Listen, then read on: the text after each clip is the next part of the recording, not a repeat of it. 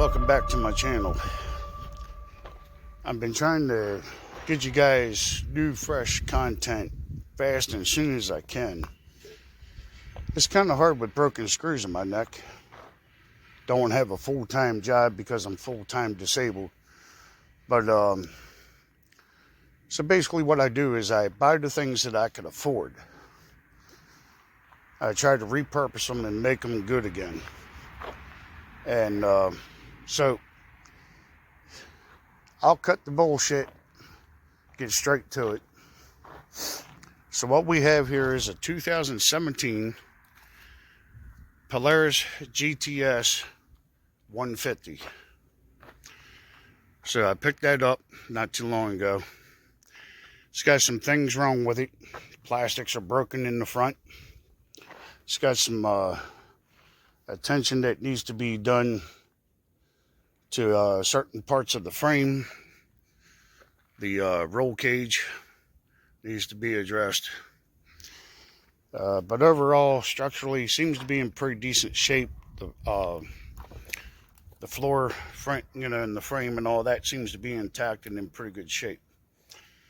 Where I'm seeing most of the problems is the roll cage and back in there where the motor goes in at. The tires, they ain't worth a lick. So I'm going to try to do something different with this. It's going to be some modifications being done to it. It's going to get an upgrade of the A-arms, the front suspension, rear suspension. It's going to sit up higher. It's definitely going to be faster, but nothing that's going to be too far out of the realm of this thing. So you're kind of limited due to income, due to types of motors that you can put in here. There's 1,000 of this, options to choose from when dealing with sprocket and anything below probably about mid-1990s and back. And some of your Polaris bikes with the gearbox and that kind of stuff, you can make it, pretty decent. So I really wanted to go two-stroke with this, but beggars can't be choosy. Somebody wants to see something glorified and extremely powerful. I was seriously thinking about putting a Raptor 660 engine in there, but I chose to have that stay together, and I'm going to sell that so I can bring some more money back to the table. I got my neck surgery coming up in March that I'm going to have to take. So basically what I'm going to do is incorporate two different vehicles together. In the end, look manufacturer, look like it was made like that. So I'm going with much bigger wheels, motor, front suspension.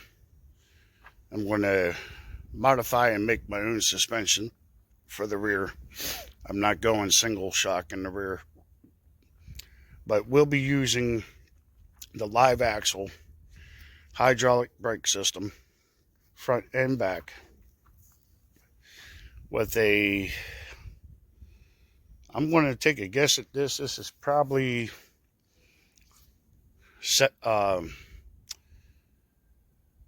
probably about in the early 90s style Suzuki 230 cc's. And I do believe it is a 5-speed. And it does have reverse, so that's the plus. So that's definitely a bonus when having this, to enable this to have reverse. That'd be perfect. So if you guys want to stick around and watch a cool build, I think this would be cool. And Anyone has ideas along the way, you know, put it down in the comment section. Let me hear what you got to say about it. The motor does run. It smokes, from what I was told. And I've been looking at all the other four-wheelers I got, and it's either drive shaft, and it's going to take too long, too much work. I can make it happen. I can get it done, but I'm not going to like how far back everything's going to sit past the rear of the buggy. So I decided to go this route. It's easy, direct shot. Can weld in some brackets in there that motor will fit in. I am going to have to change how that rear is set up so I can adapt to the suspension that I'm going to be placing on here. And I'm going to be on the hoops. They look close. The A-arm and suspension will have to be modified, but looks like it can be done. So it looks like I'm going to be doing some welding here.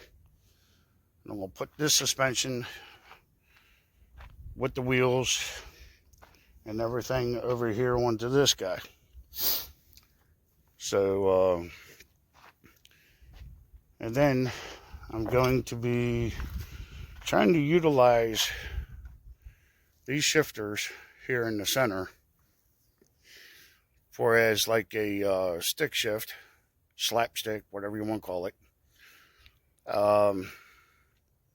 So when shifting the gears would not be a problem. Emergency brake, so I can lock it to where it don't roll down the hill on me. It's got a digital speedometer and some stuff on there, so we're going to be wiring that up. We're going to be changing out the front and rear shocks, and as I described, there are some issues in the rear that's going to have to be addressed. That's not acceptable. So I'm going to be changing that. There's other areas back there, but not entirely too bad. And so I don't want to say too much because I don't want people to just get bored and then just go surfing off of my channel. So if you guys want to learn how to do this, I'm going to make a longest video that I can make, step by step, to show how this can be done. And to let you know, somebody 6 foot tall, 6'1", is going to have a hard time getting in and out of there unless you take the seats out. So that's going to be another modification. I may stretch the frame from the rear section here forward, or I may do it from here and stretch it forward. So I haven't decided yet. So if you're into this kind of stuff, you may want to hang around because this is going to get quite interesting. So I appreciate it. All the new subscribers, all the likes. Anyone wants to send me a comment on their thoughts, what they think, let me know. I think this would be a kind of cool little project, you know, to build and everything, and see where it goes. So far I got a pretty good idea how the motor is going to go in and how the front and rear suspension. So I think I got it pretty much all together to where I'm going to have the choke here in the front. Compression release is going to be done from the rear. So in case the battery goes dead, you can still pull start. It is electric start. So that's a definite plus. And I'm going to be servicing the engine. I'm going to do an oil change on it. And I'm going to see by running it if it's going to clear the oil situation out of there. And so all this is going to be converted to hydraulic brake. If it don't have it, it will have it. And so I'm just going to make this video to as a know-how. And in the end, you get to see it up and running, take it for a cruise. So I hope you guys stick with me through this journey. I haven't been seeing too well on my channel here, so I'm just one man trying. I haven't really been able to do much because I hurt every day. And I'm trying to do things to entertain myself and trying to help and teach people how to do things. And the way that you can thank me is by hitting subscribe and hitting the like button, because during my downtime, I'm not going to be able to be out here doing this work. And for almost a year. Besides the 8 screws in my neck, 2 that are broken, they're going to go back in and fuse 2 more discs in my neck. And they're going to fix the broken screws in my neck. I'm in the hopes that I can improve the quality of my life and also improve the quality of the material of my channel as well. So try to understand that this is not easy for me, and try to work with me here. I don't have anyone giving me anything for free. I'm working for this, and I'm doing everything the best that I can. So I would hope that you guys would share a little bit of respect and hit some like and subscribes on here, because that's going to help me make some money during my downtime to help support myself. That's why I'm doing all this, is to help people and to be able to try to help myself. And I hope to have a speedy recovery and hope that I'm not paralyzed when I come out. Alright, so far I got the motor out. It's over here. So I disconnected the shocks, took the rear section off. I'm going to put a strap here. It's going to hook one to the top of the motor to get it closer up into there. Then we'll take our measurements, because we're going to have to weld in some tabs for the top half of the motor. That'll be the perfect spot to start with first, and then work your way down. So hang tight. I'm going to try to get you much of this video as possible. Alright, and then here's what I gotten so far. Looks like everything's lining up perfectly. So I basically just used my ratchet straps to start elevating the motor, get it up. So looks like we're going to be making a bracket right here at the top for the motor mount. So the motor's actually going to be down probably about an inch, so we can still do decompression. So the motor's going to be back this way about 2 inches, and then so you can see it's actually fitting in there pretty well. So what I'm going to have to do is, you can see where my sprocket is for the rear is here, and right here is for the transmission. So what I'm going to do is I'm going to attempt to remove this axle, flip it upside down, and it puts this over here at 9.5 inches. And then I can adjust the motor where it needs to be, start welding in some temporary tabs. So this is how high I'm going to be sitting off the ground.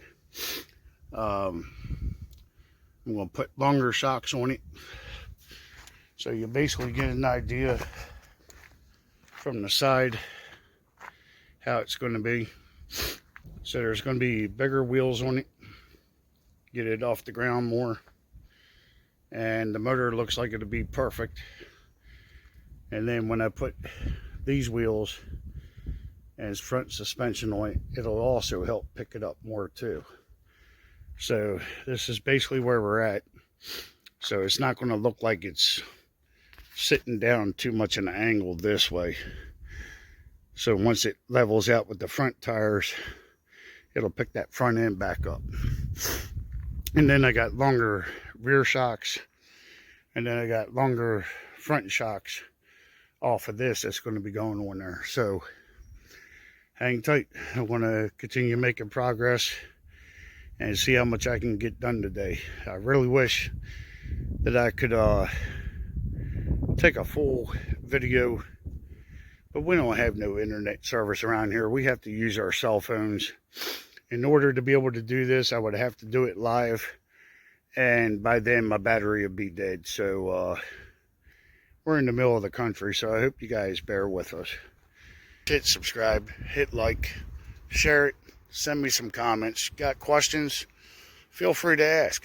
I'll do my best to answer the questions to the best of my knowledge. If I don't have the answers, I will hunt for those answers and come back to you. I appreciate the ones that, all 38 subscribers. I appreciate you guys for having faith in me. My sponsors, you're freaking awesome. Thank you for having trust in me. And as I promised you would never regret sponsoring me through my channel, that I will try to continue bringing the best content that I can bring forward. Thank you, Benchmark Abrasives, and thank you, Nylite.com. And there's many of others that are going to be taking role. They're just not introduced at the moment. So I will be using some of their products on this project build here, especially the cutoff disc and the flapper wheels by Benchmarks Abrasives. You can click on their link down at the bottom in the description area, and you can get go there and check out the content that they have. If you go to nylite.com, I can get you up to about 8% off on purchases of LED bars and some wiring harnesses and some cool electrical stuff for trailers, trailer lights, and everything else. So I hope you guys go over and check out our sponsors. That's what's helping us grow our channel. They were kind and nice enough to help me, so I would like to be able to return it and, you know, back to them. So yeah, keep your thumbs up. Give me some likes. Give me some love, guys. I need it every day. My day was almost ended 2020 October 4th. Don't let yourself get to that point. Eat right, exercise, keep your head up. Stay positive, stay strong. Don't let no one beat you down. You never know your capabilities until you get out there and start doing it. So, yeah, stay positive, guys. Thank you much for everyone that's helped me get to this point. I hope to make you happy with my builds. So, hope you like it. Keep watching. More to come.